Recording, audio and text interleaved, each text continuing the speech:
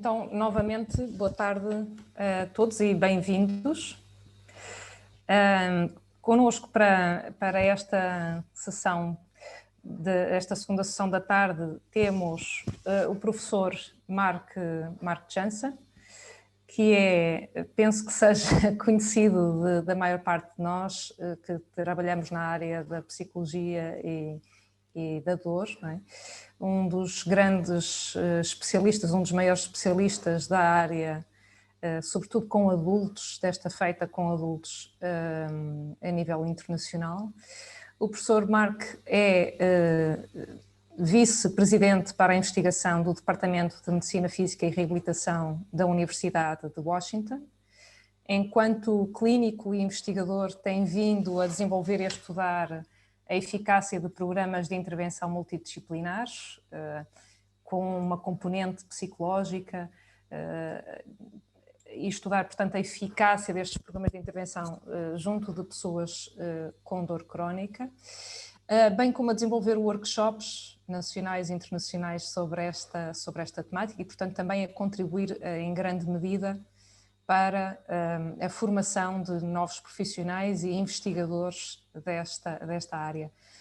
Foi também já presidente da Associação Internacional de Hipnose e de resto, o tema que também nos traz hoje, a utilização da hipnose combinada com terapia cognitiva e a sua utilidade para a intervenção com pessoas com dor crónica. É também um dos meus mentores, a quem devo grande parte do meu percurso profissional e académico e a quem estou de veras muito agradecida por estar e por ter aceito estar connosco, apesar das 8 horas de diferença que nos separam. So Mark, I was just talking nice things about you, saying summarizing your CV, your professional and academic experience, in saying how much I am thankful for you to have accepted my invitation to be with us today, and also for mentoring me for I believe 15 years now, along with Professor Paz Ribeira. So thank you so much for both things, and the floor is yours. Very good. You're very welcome. I'm going to share my screen now. And we'll put this up. So there. So yes, I'm happy to be here. Although I wish that I could be there in Lisbon. I'd much prefer there to be there. But for now, we'll just manage virtually until I can be there in person. And this afternoon, as Alexandra said, I'm going to be talking about the use of hypnosis to enhance the benefits of cognitive therapy for pain treatment. And the big idea behind the study that I'm going to present today, and really, in many ways, my whole research program, is that we know that evidence supports the efficacy for hypnosis for pain management. People can learn self-hypnosis, and when they do, they feel better. We see improvements. Those are reliable. We also know that it's possible to use hypnosis to enhance the efficacy of other treatments. So you can combine hypnosis with other treatments to make the other treatments more effective. And so we wanted to look into this more. That's what this study is about, to see what are the effects of combining the two. And so the goal of the study that I'm going to talk about this morning is to understand the effects of an intervention that combines hypnosis and cognitive therapy, and compare that to treatments where you just give hypnosis alone or cognitive therapy alone, and also to an education control condition. And then to understand the implications from this finding for our own clinical use, how we can be more helpful to the people that we serve who have chronic pain. So I'll start with acknowledgements because a study like this requires a great deal of support, a team effort. And then I'm going to talk about some of the background underlying this study, that is the evidence supports the need to examine how hypnosis can be combined with other treatments. And then I'll spend the bulk of the time talking about the findings from our randomized clinical trial to look at this more carefully. And then finally, talk about the clinical implications. What do the findings mean with respect to how we can be of most help to the patients that we serve? So there were many investigators on this study. This is the team of co-investigators here. And there was a strong research team that was backing us up, that was providing the support while we did this study. And so again, it's a big effort, taking a lot of people, and it takes funding. We were funded by the National Institutes of Health to conduct this study. So we want to acknowledge their support as well. So by way of background, what inspired us was really this systematic review conducted, oh my heavens, almost 25 years ago, which examined what happens when you combine hypnosis with cognitive behavioral therapy. And they found that when you did so, you boosted the effects of the cognitive behavioral therapy by almost one whole standard deviation units. And that's a large effect. So for example, in one study they reviewed, this was a study of using cognitive behavior therapy for weight reduction. And you can see that, that when you do cognitive behavior therapy, it works. You get a reliable effect. So if you used it for weight reduction, you're going to lose about 10 pounds on average, and you'll maintain it. So that's good. But when you add hypnosis to it, get at it from a different way, you can boost the effects. And in this case, the group that got combined treatment lost over 20 pounds and maintained it. So we thought, well, what if we used hypnosis to change thoughts about pain? So added a hypnotic component to cognitive therapy. And so we started out with this pilot study to see what would happen if we did this in a small group.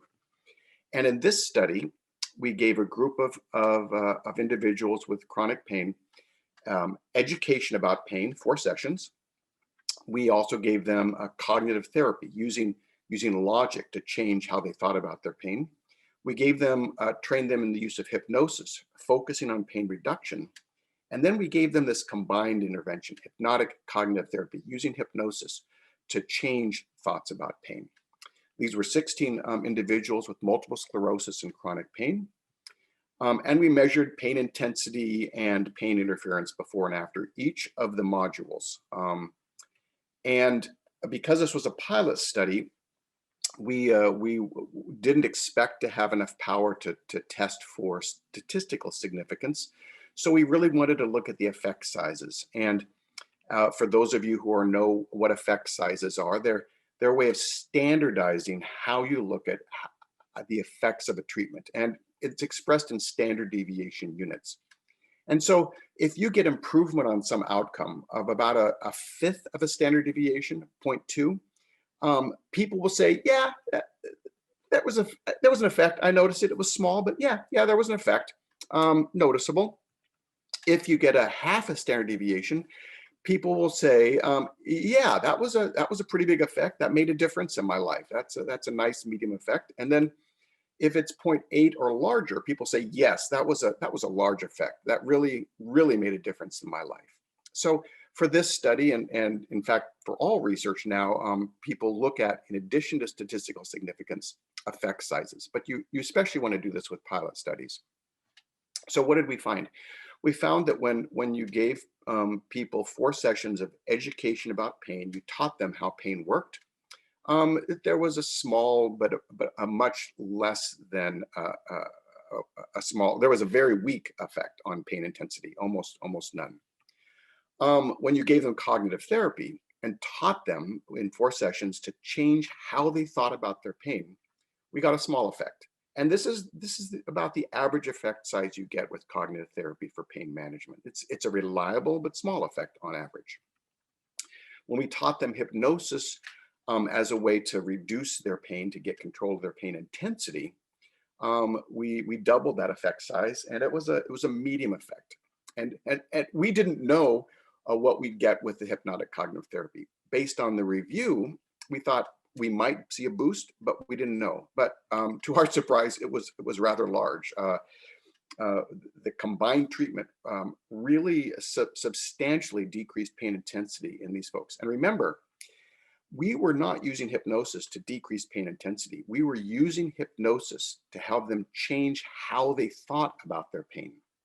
And when we did that, the effect sizes were much larger, almost 4 times with cognitive therapy and almost double the hypnosis group. And in fact, we got statistical significance. We didn't think we would, but with those large effects, the differences were statistically significant. And we had a similar pattern of effect on pain intensity, but the effects weren't as large. So with education about pain, it was a virtually no effect. Cognitive therapy, a small effect, not even weak, but there. Hypnosis focused on pain reduction, also a small effect. And then the combined was almost a medium effect size, but again, much larger. So based on this pilot work, we found that hypnotic cognitive therapy had large effects on pain intensity and medium effects on pain interference. That hypnosis focused on pain reduction had just medium effects on pain intensity and very small effects on pain interference. And that cognitive therapy had small effects on pain intensity and pain interference. So based on the pilot work, it appears that hypnosis does appear to increase the efficacy on outcomes over cognitive therapy alone or hypnosis focused on pain reduction. But this was a pilot study, low sample size, and we know that pilot studies tend to exaggerate outcomes. You tend to get larger effect sizes in pilot studies. So we couldn't conclude that these effects were reliable. And in this study, every participant received every treatment. They were in different orders, but it could be that some of the effects that we saw with the combined were kind of building on the effects that already existed. And we didn't evaluate longer term outcomes, so we don't know how long the effects lasted. And we didn't look to understand why and for whom these treatments worked, which is an important thing to do in clinical trials these days. And you can do when you have larger sample sizes. So we use those pilot study findings to be able to obtain funding from NIH to do this larger clinical trial. And in this trial, we recruited 173 individuals. And instead of everybody getting every treatment, we randomized them to one of the 4 treatments, 4 sessions each of education, hypnosis, cognitive therapy, or hypnotic cognitive therapy. And we also assessed outcomes up to 12 months following treatment. And we examined the role of potential mechanisms to understand who and why these treatments worked. So these were people with chronic back pain or chronic pain associated with a disabling condition. So mixed chronic pain problems. Average age about 54 years. Average pain intensity was about 5 out of 10, so medium on average. Some were severe, some were mild, but average about medium. And average pain intensity about medium. So the 4 treatments, let's go a little bit in more on what these look like. Education was all about teaching people how pain worked. And so what is the cost of pain in your life? How does the brain and body create the experience of pain? And what is the impact of pain? Everybody in every condition was asked to do home practice and to practice and ponder what they learned between the sessions. So for the home practice for education control was to read the handouts given and listen to audio recordings of the information presented. And this condition was there to control for the effects of time and therapist attention. But we also know that education control has benefits. When people learn about pain and how it works, they tend to get less anxious, and that seems to decrease, to have some positive outcomes. So it's an active control, not a a non-active control. The cognitive therapy was classic cognitive therapy. We taught the patients to monitor their thoughts, the thoughts they had when they experienced pain, and evaluate them. Is that a positive thought or a not positive thought? And if it's positive, leave it be, nurture it. If it's unhelpful, come up with new thoughts. And this was done via discussion and logic. So you really engage the person. It really uses their brain actively, as we would say, uses their frontal lobes. They control they want to get control of their thoughts and understand them and evaluate them. The home practice was to monitor their thoughts and practice these skills they were taught between the sessions, and again, listen to the audio recordings of the sessions to really solidify what they've learned. The hypnosis condition, again, focused on pain reduction. So we used with hypnosis, I'm not sure how much you know, but hypnosis can simply be defined as getting someone's attention and then giving positive suggestions that change their minds, change their thoughts, change their feelings. So it begins with an induction and suggestions. And the induction in this case was a relaxation in a favorite place induction. So a person's relaxing in a comfortable place, and we invite them to feel relaxed all over, and then in their mind to go to a favorite place that they feel safe and that they think is beautiful, and really picture that. And then while they're there in their favorite place, we gave them hypnotic suggestions that their pain would reduce and that they'd be able to put any pain in the background. So it's really focused again on the pain itself. And we gave them post-hypnotic suggestions that the benefits they've obtained from the session, any pain reduction or any greater confidence, would last and beyond the sessions. And the home practice was to listen to these audio recordings. So in many ways, it's physically passive because you just sit and listen, but you're asking them to engage their brain. So it's actively engaging their brain to change their brain, change how their brain responds so that they experience a decrease in pain intensity. Now, hypnotic cognitive therapy is different. We first taught them to understand and monitor their thoughts, like cognitive therapy. But then, once we identified the thoughts that they thought would be helpful, we switched to hypnosis, and we gave them hypnotic suggestions to be able to tolerate alternative thoughts and to make the thoughts that they've identified as most useful automatic, that we kind of surgically insert these useful thoughts so they'd be ongoing, automatic, useful thoughts. And in the home practice involved monitoring their thoughts and then practicing self-hypnosis to change their thoughts by listening to the recordings and practicing without them. Outcome, the primary outcome was average pain intensity on a 0 to 10 scale. You're probably familiar with that. In this case, we had research assistants blind to condition call the participants and have them rate their average pain on a 0 to 10 scale over the past 24 hours. We did that 4 times in a 7-day window and then averaged those into an overall composite measure of daily average pain. We also measured pain interference with a brief pain inventory. This assesses how much does pain interfere with your day-to-day life. We asked them to provide their kind of global impression of the outcomes in terms of pain, in terms of their ability to manage pain, in terms of how much pain interfered with their life, and their overall treatment satisfaction. We also did mechanism analysis with the data to understand why the treatments worked and for whom they worked. Because if we understand more about why a treatment works, we can focus on those mechanisms to enhance outcome. And more and more researchers are including this as part of their analysis in clinical trials. Knowing for whom a treatment works can help us identify which patients might respond best to which treatments. So it may be the case, and as I'll talk about later, it is the case that people who respond to hypnotic treatments differ from those who respond to cognitive therapy.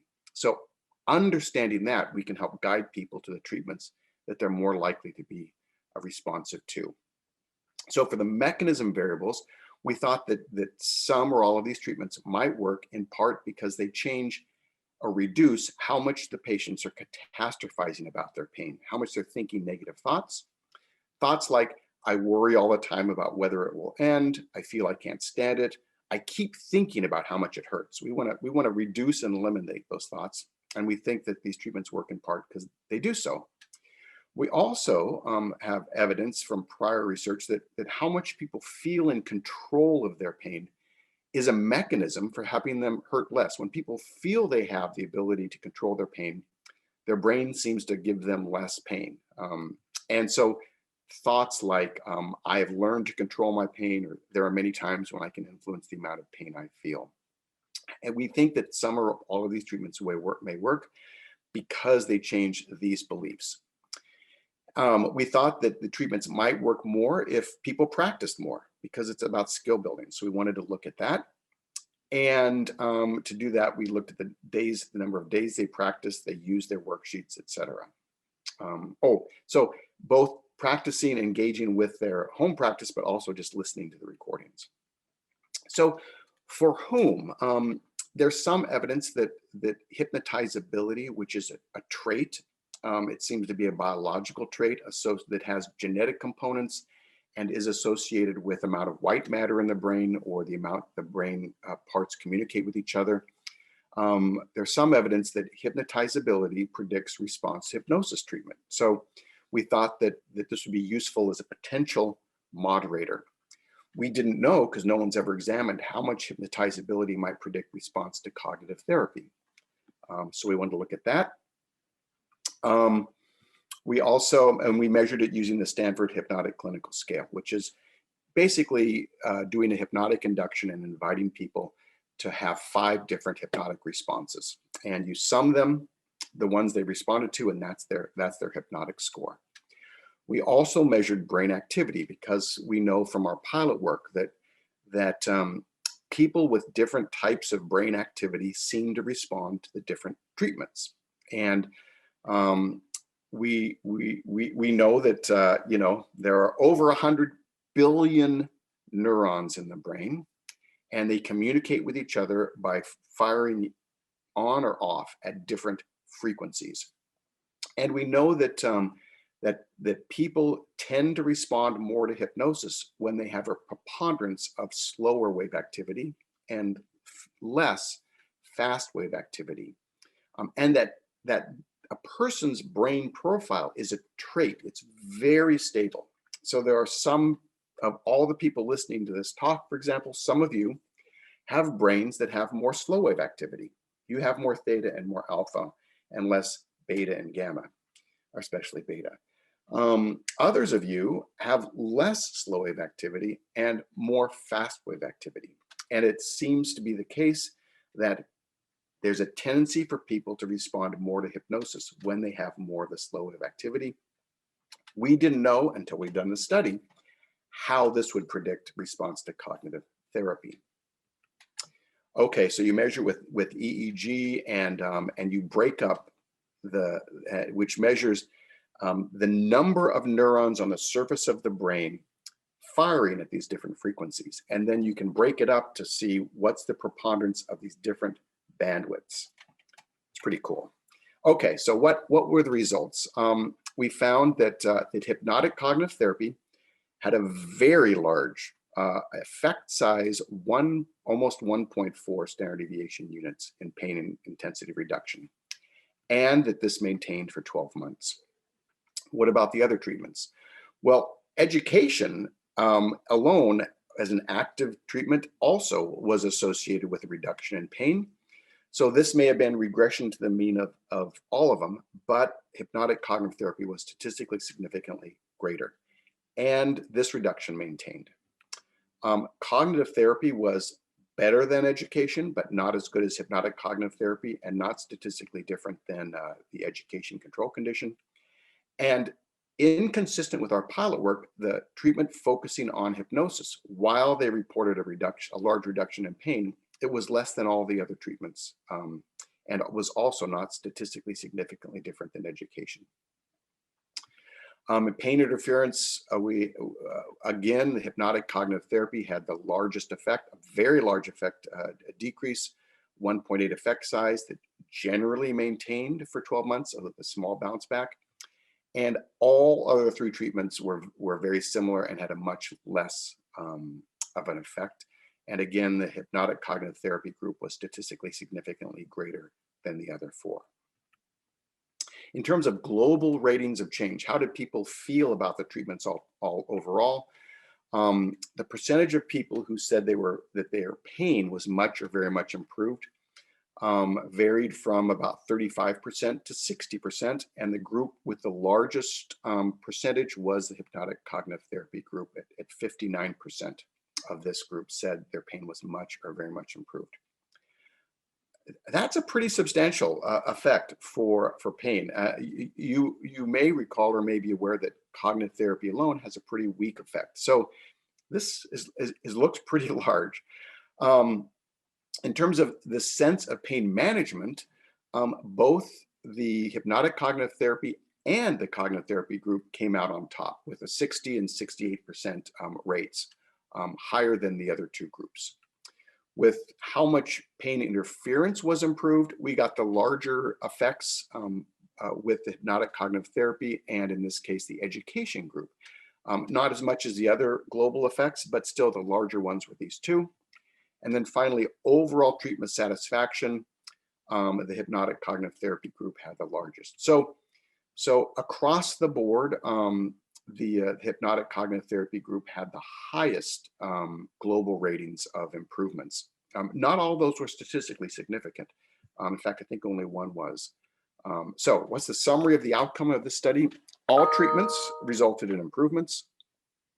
And across all outcomes, hypnotic cognitive therapy was more effective than the others, consistent with our study hypotheses, consistent with previous research that shows that when you combine hypnosis with other treatments, it enhances the effect. And these effects, were statistically significant for pain intensity, pain interference, and overall treatment satisfaction. In this case, whereas in our pilot work, hypnosis focused on pain reduction was more effective than cognitive therapy, in this situation, the cognitive therapy was more effective. So suggesting that, it may be more important to change how people think about pain rather than focus on pain reduction if you want to change pain intensity. We'll talk about that a little bit when we talk about the clinical implications. So why do these treatments work? Well, we ran mediation analyses, which we want to understand that treatment, yes, has an effect on these outcomes, but through what mechanisms? So we want to study the mediators. And as I mentioned earlier, we looked at catastrophizing, control beliefs, how often they listened to the audios, and how often they practiced. And mediation analysis includes as a predictor time. So how much do these change over time, pre to post treatment? Because if they're going to mediate treatment, they need to change as well. We want to understand how treatment affects these, because if they're mediators, then treatment must influence them. And that's measured by this A coefficient in the analysis. We want the A coefficient to be big. And if they mediate outcome, then changes in these variables must also be associated with change in outcome. That's the B coefficient, and that must be big. And in order for there to be a global mediation effect, then we look at this A times B coefficient. Those 2 combined must be significant. If A is not significant, then treatment does not impact the mediator. It can't mediate outcome. And if the B isn't significant, then mediator can't predict outcome, but they must be combined in order for that mediator to mediate that treatment. So in these analyses, we're really looking mostly at this A times B coefficient. Okay, so what happened with catastrophizing? We found that catastrophizing did change with time. These treatments did reduce catastrophizing. We also found, however, that catastrophizing was reduced the same with all treatments. It didn't differ by treatment. So therefore, it's unlikely that catastrophizing is a specific mediator for one treatment over another. We did find that when catastrophizing changes, the outcomes change, rather large. So while there was no overall mediation, because catastrophizing changed the same with all treatments, that it might be a shared mechanism, but not unique to any one treatment. Okay, what about beliefs in control? We found, again, that there was a significant improvement in control beliefs with the treatment. And there was a treatment effect that these control beliefs changed more for those who got cognitive therapy and hypnotic cognitive therapy than the other two conditions. So those two treatments changed beliefs, and perhaps not surprisingly, because that's what they targeted. But this was useful because it found out that indeed these treatments were effective in that way.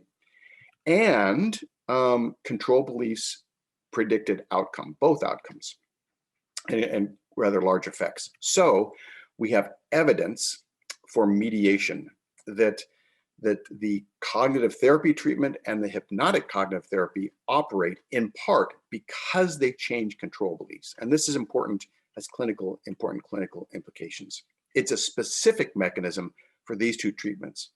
It is not a mechanism for hypnosis or for the education condition. What about amount that a person listened to the audios between the sessions?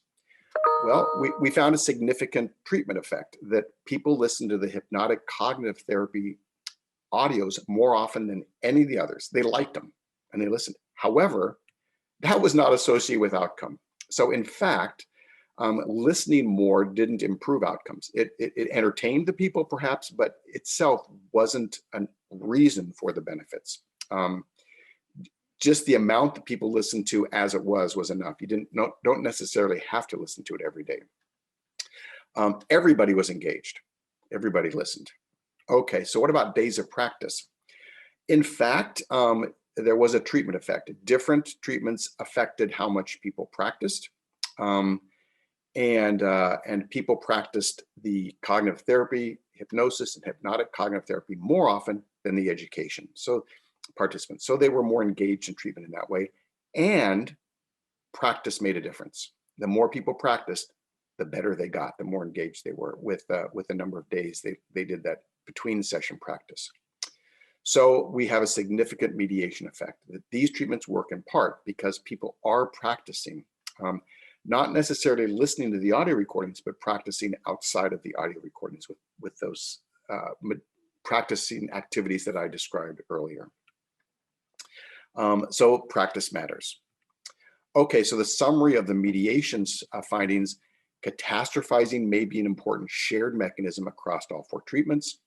A sense of control over pain is specific to cognitive therapy and hypnotic cognitive therapy.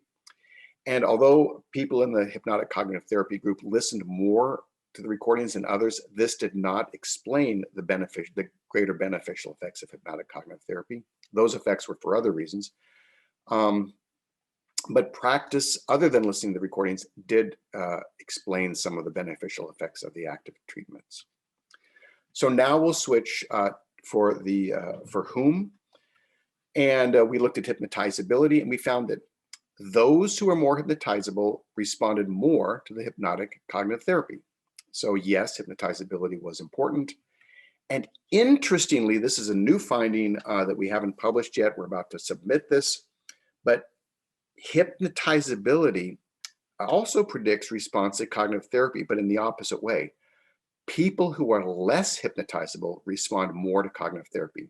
And I think this is related to the fact that hypnotizability is about how people process information, how people prefer to use their brains.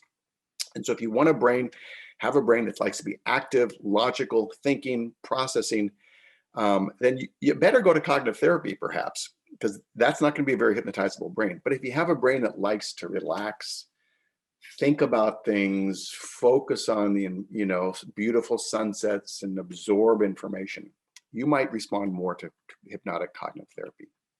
in terms of brain activity patterns, we found that the more the person had baseline alpha waves, and these are waves associated with really just relaxing, they don't respond so well to cognitive therapy. Again, a person who has a kind of this relaxed, easygoing style, maybe they should do some treatments other than cognitive therapy. For example, hypnotic cognitive therapy. And also a decrease in gamma waves. And gamma waves are this very fast waves of the brain that's doing its work. They also responded better to hypnotic cognitive therapy.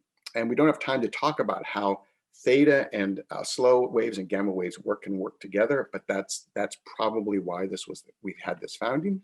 So the summary is, although hypnotic cognitive therapy was more effective on average, we can't assume that everybody will benefit from hypnotic cognitive therapy. There are people who benefit more from other treatments, for example, cognitive therapy and than hypnotic cognitive therapy and vice versa.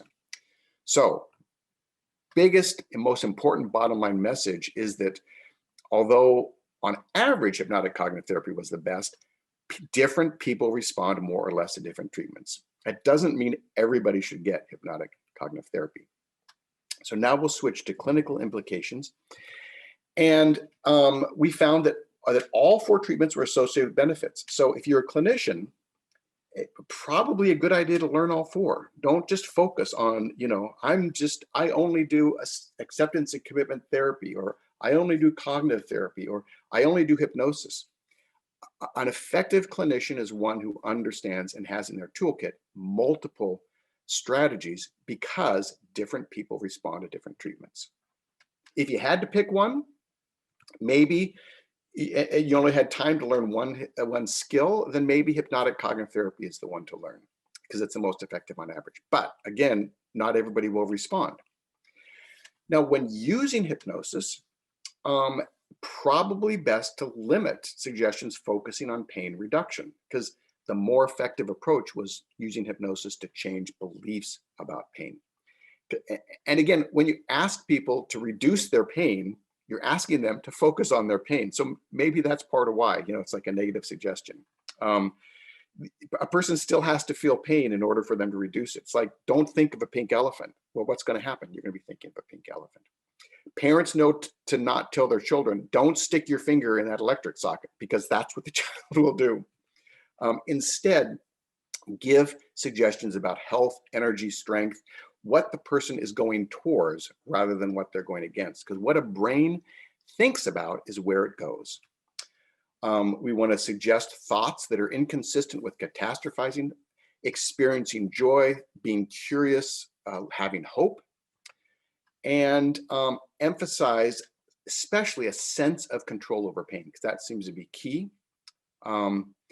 And when you're recommending, you don't necessarily have to listen more to the recordings to benefit, but best to practice. Practice your skills, and you should get more out of the benefit. 4 sessions was effective. So you don't have to give people 20 sessions of this. 4 sessions may be enough. To summarize then, we already know that hypnosis can be beneficial for people with pain. We know that hypnosis can be used to make other pain treatments, for example, cognitive therapy, more effective. Primary mechanisms of outcome may be catastrophizing and sense of control beliefs and amount of practice. And treatments that alter thoughts about pain may be more effective than those that focus on pain reduction. So what should you do? Be able to provide a variety of treatments, especially learn hypnotic cognitive therapy, get that in your toolkit. Assess and target maladaptive thoughts in treatment. Make suggestions to increase what the client wants, where they're going, rather than what they don't want. Encourage your clients to practice. And most importantly, keep doing all you're doing to bring greater comfort to the world. So thank you very much for your attention, and I'm available for answering questions that come up. Stop sharing. Thank you, Mark, for this great presentation of your previous work and ongoing work of research. Estamos abertos para 2 ou 3 questões, temos tempo, estamos no horário. Quem quiser colocar alguma questão, fazer algum comentário, pode levantar a mão ou colocar um comentário no bate-papo e nós damos a palavra.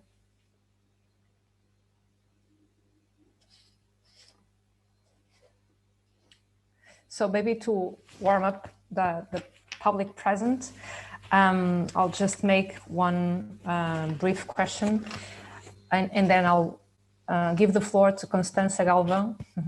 I was wondering, I was seeing your results about practicing being a mechanism, but listening to the audios not being a mechanism that explain treatment efficacy. And I was wondering about the amount of apps that are there available, perhaps even about hypnosis or self-hypnosis. And I was wondering, in these days that we are all using telehealth and similar mechanisms to get medical care and healthcare. So would it be in your, do you believe that would it be useful to use simple apps or simple recordings, provided that people practice and not just listen to them, but not having the therapist element, the one-on-one sessions or the group sessions, just have the part of the home practice? Do you believe this is an effective and useful tool for pain management? What are your thoughts about this? So I think a simple app that just provides, recordings, probably not so much. I think that with AI and feedback, it might be possible to develop a more complicated app that emulates what therapists do. And so that I think there's a possibility of that, but something real simple. I mean, last count, there were over 500 hypnosis apps, and almost all of them are, pick a recording, listen to it. So it's like this vague thing out there, but an app that interacts with somebody and helps them find from a large library an approach, an induction that works for them, and that teaches them self-hypnosis rather than just plays them things. I think that's possible. But if we jump in too soon, people will go, apps don't work, because I think very simple ones probably don't work very well. Thank you. So, Constança, please, the floor is yours. You can unmute. Okay, hi. Thank you for your presentation. I was wondering where one could get training in hypnotic cognitive therapy. So there's a couple things. One is, next year in Krakow, there will be an International Society of Hypnosis meeting, and there'll be workshops there. I hate to plug my book, because every book you buy, I get just $5, so it's just a Starbucks coffee. So it's not that useful for me personally, but you have a book, Oxford University Press, that talks about how you can use this approach, and I wrote that book to be the book that I wanted to read when I first got started. When I first got started in this, I was like, okay, where's a basic book that tells me what's going on and how do you do this? And all the books that were out there were advanced books.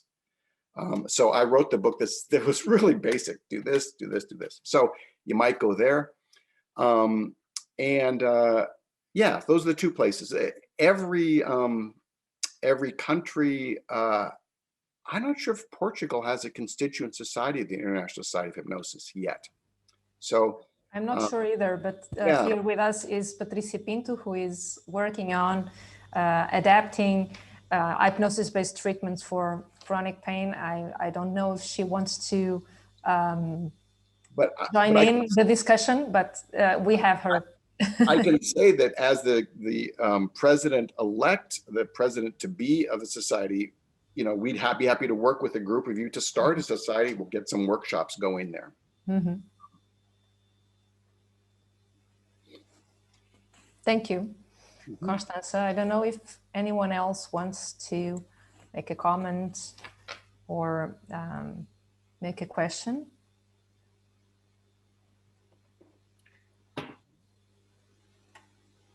Alexandra? Yes, please. Yes, I got my training in London College of Clinical Hypnosis, and it was a good training that I recommend. And you can, for all of those who are interested, you can search on internet London College of Clinical Hypnosis, and I recommend the training. It is 1.5 years, and in the end, you feel ready to implement hypnosis. Hi, Mark Jensen, it is a pleasure. Nice to meet you. Nice talk. I love to hear from you. So By the way, can I ask something?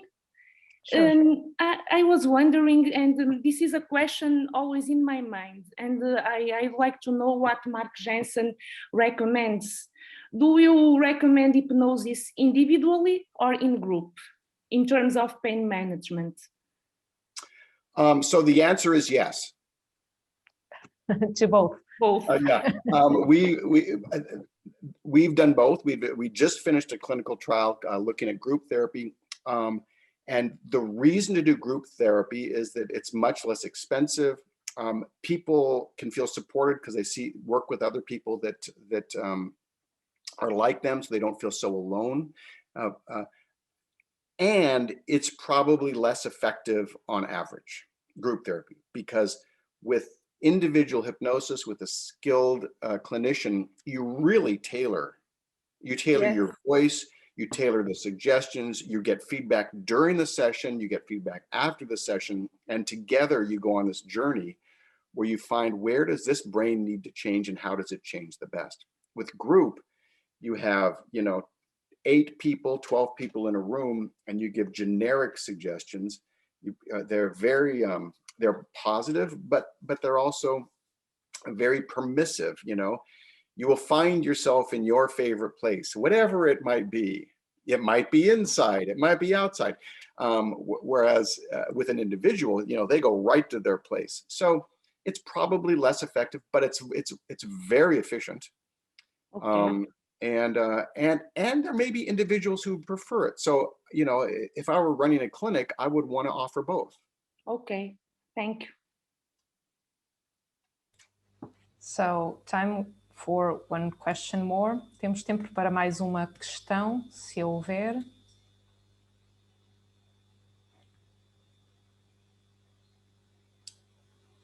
Okay, so I believe that we have no more questions. I thank you once again to Mark, and I will just also give some final words to the audience in Portuguese. I thank you for being available and provide a prompt affirmative response to this invitation. It's always a pleasure to hear you and to hear the results and the findings of your latest work. So a todos nós da audiência, mais uma vez, muito obrigada por estarem presentes, e nós vamos, não havendo questões, nós vamos encerrar esta sessão.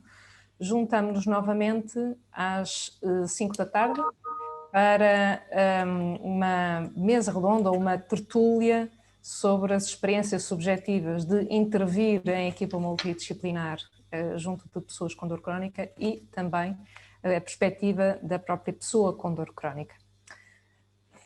Mark, once again, it was a real pleasure. Thank you so much. And see you soon. See you soon again, perhaps in Lisbon.